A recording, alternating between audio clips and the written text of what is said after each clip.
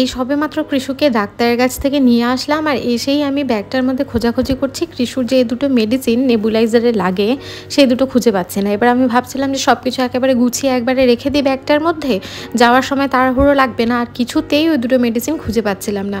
আর আমার ক্লিয়ারলি মনে আছে যে আমি ব্যাগের মধ্যে মেডিসিন দুটো নিয়েছিলাম। এবার হয় না যে মেডিসিন তো কেনাই যাবে, কিন্তু বারবার মাথার মধ্যে চলছে যে আমি তো ব্যাগে নিয়েছিলাম, তাহলে ব্যাগের থেকে যাবে কোথায়।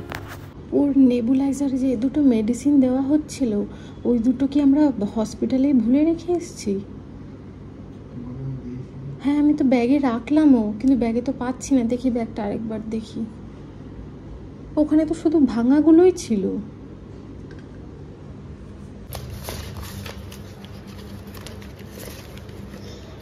এই যে এই ব্যাগটার মধ্যে ছিল, পেলাম।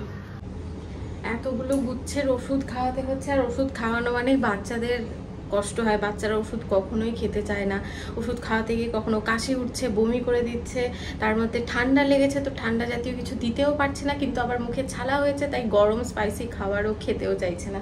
সব দিকেই সমস্যায় পড়েছি। তার মধ্যে এখনও টেনশন পুরোপুরি ফ্রি হয়নি, কারণ আজকে সন্ধ্যেবেলায় ডাক্তার বলবে যে ওকে অ্যাডমিট রাখতে হবে কি রাখবে না। ভগবান করুক যেন ওকে অ্যাডমিট না করতে হয়। যত ওষুধ আছে বাড়িতে বসে খাক, আমার চোখের সামনে থাকুক, সবসময় ও যেন তাড়াতাড়ি সুস্থ হয়ে যায়, এটাই চাইছি। ওইটুকু বাচ্চা ওকে অ্যাডমিট করাই আমার পক্ষে সম্ভব হবে না। গোপালকে প্রাণ ভরে শুধু ডেকেই চলেছি, গোপাল তুমি যা কিছু করো ওকে সুস্থ করে দাও, তোর ভাইকে সুস্থ করে দে। তোমরা ওর জন্য অনেক অনেক অনেক অনেক প্রেয়ার্স করো যাতে ওকে অ্যাডমিট না করতে হয়। যা যা যা মেডিকেশন আছে সব বাড়িতেই যেন হয়, বাড়িতে খেয়ে যেন সুস্থ হয়ে যায়। কিন্তু ভগবানের আশীর্বাদে কালকে যতটাও অসুস্থ ছিল ততটাও এখনও না। ডাক্তার এখন যদিও বলেছেন যে কালকের থেকে বেটার রয়েছে, কিন্তু ডাক্তার এটাও বলেছেন যে সন্ধে বেলার পরে উনি আমাদের ফাইনাল জানাবেন যে ওকে অ্যাডমিট করতে হবে কি না, ওর অক্সিজেনের লেভেলটা ঠিকঠাক রয়েছে কি না, এই সমস্ত কিছু দেখবে, কিছু টেস্ট করবে, তারপরেই ডাক্তার জানাবেন।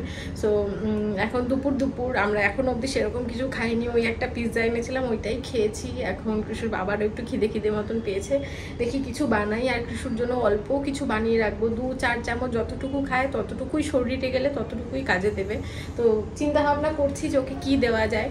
ঘরে প্রচুর কাজকর্ম পড়ে রয়েছে, কিন্তু আমার শুধু মন ওই দিকেই রয়েছে যে কখন সন্ধে হবে, কখন ডাক্তার আমাদের বলবে যে না ওকে অ্যাডমিট করতে হবে না।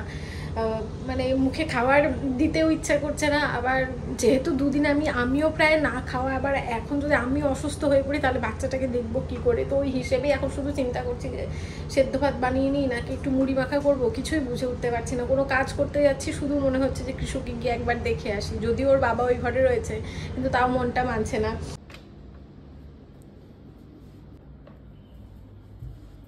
চলো বাইরে খাওয়া, হ্যাঁ বাইরে দেবো, চলো আসো আসো বাইরে দেবো, বাইরে, হ্যাঁ বাইরে। ঘুমিয়েছে সেই যে কৃষু 3টের সময়, উঠেছি এই 7টার সময়, এখন 7:30 হ্যাঁ এখন তো 7:30 বেজে গেছে। এই 10-15 মিনিট আগেই উঠেছে।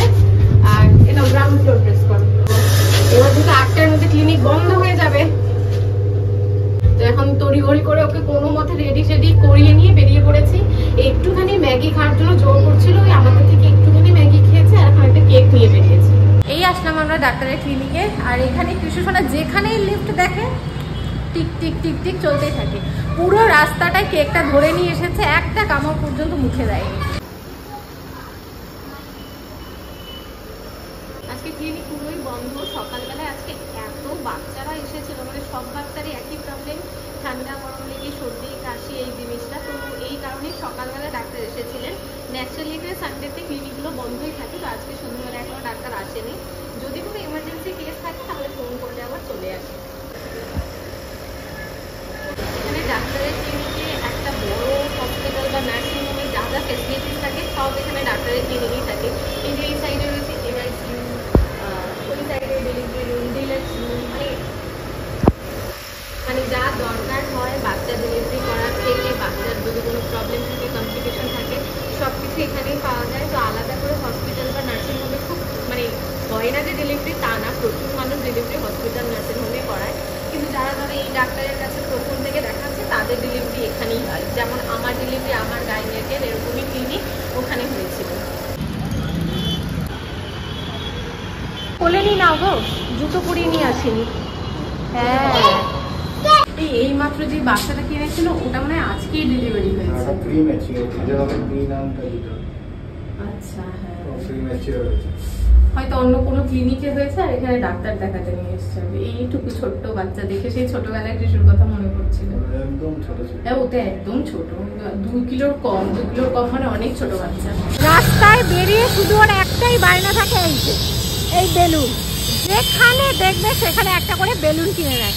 শুধু বেলুনে হবে না, বেলুনের মধ্যে লাইট থাকতে হবে, তাই তো? ভালো ভালো। আজকের ভিডিওটায় তোমরা কৃষ্ণ সোনাকে অনেক অনেক ভালোবাসা দিয়েছো, ওর জন্য অনেক অনেক প্রেয়ার্স করেছো। এই কারণেই মানে কি বলবো, এতটা আমি রিলিভড ফিল করছি এটা বলতে গিয়ে যে কৃষ্ণ সোনার ডাক্তার বলেছে যে ও এখন পুরোপুরি আউট অফ ডেঞ্জার, ওর কোনো টেনশনের ব্যাপার নেই। হ্যাঁ মা, হ্যাঁ মা, কোনো টেনশনের ব্যাপার নেই। হ্যাঁ বুকে এখনো হালকা কফ রয়েছে, যেটা কালকে এখনো নেবুলাইজারটা দিতে হবে, তাহলে গিয়ে পুরোপুরি ঠিকঠাক হবে।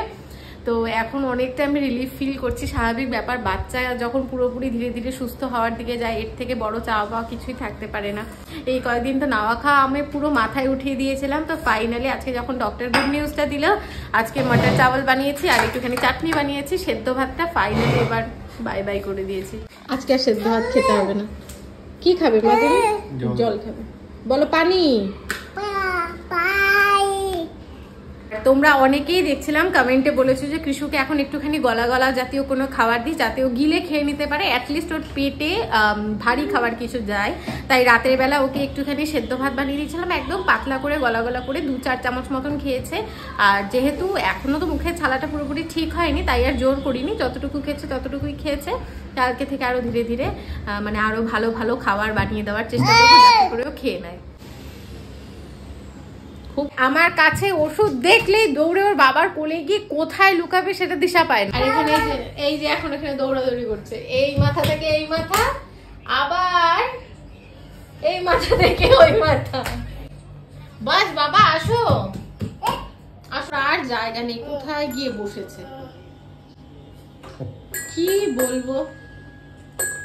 থেকে উঠেছি তো প্রায় অনেকক্ষণ হলো, কিন্তু এই 2-4 দিন যাবত যে পরিমাণে টেনশনের মধ্যে ছিলাম, খাওয়া দাওয়া হয়নি, ঘুম হয়নি, তো এই কারণে আমার শরীরটা আজকে বেশ উইক লাগছে। তাই ঘুম থেকে ওঠার পরও সেরকম কোনোই কাজ করতে পারিনি।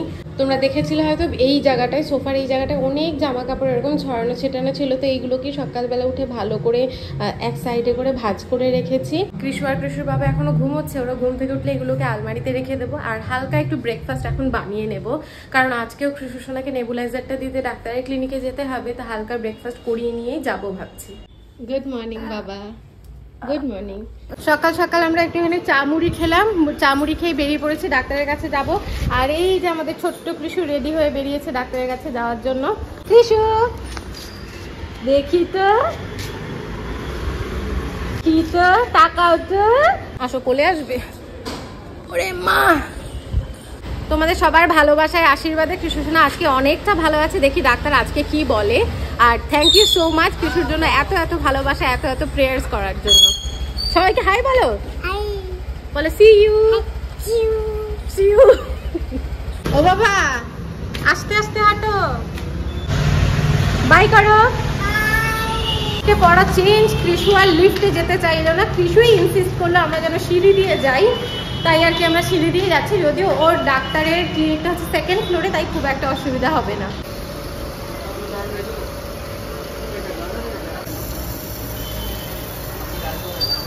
এসেই দৌড়ে চলে গেছে 3rd ফ্লোরে একা একা, সেই ফুটেজও নিয়ে আসলাম বাড়িতে এসে কৃষকে অল্প একটু কিছু খাইয়ে দিয়েছি। এবার ওকে স্নান করিয়ে ফ্রেশ করে ঘুম পাড়িয়ে দেবো, তারপর আমি আমাদের রান্না বান্না করবো।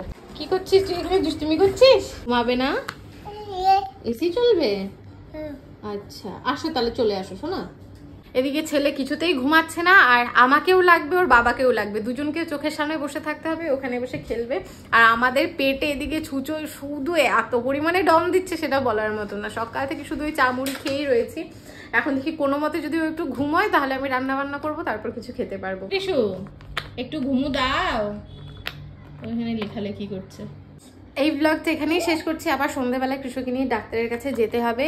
একটু এখনো কাশিটা রয়েছে, একটু ঘর ঘর বুকের মধ্যে আওয়াজ হচ্ছে, দেখি ডাক্তার কি বলে, সেটা আমি অবশ্যই আপডেট করব। এই যে তোমরা এখনো অনেকেই জানতে চাইছো কৃষুর শরীর কিরকম আছে, তার জন্যই এই ব্লগটাকে বানানো, যাতে করে তোমরা যারা কৃষককে নিয়ে কনসার্ন তারা একটু হলেও চিন্তা থেকে মুক্ত থাকো, একটু হলেও রিলিফ পাও। এই ব্লগ থেকে এখানেই শেষ করছি। তোমাদের সাথে দেখা হবে কালকে অন্য একটা নতুন ব্লগে।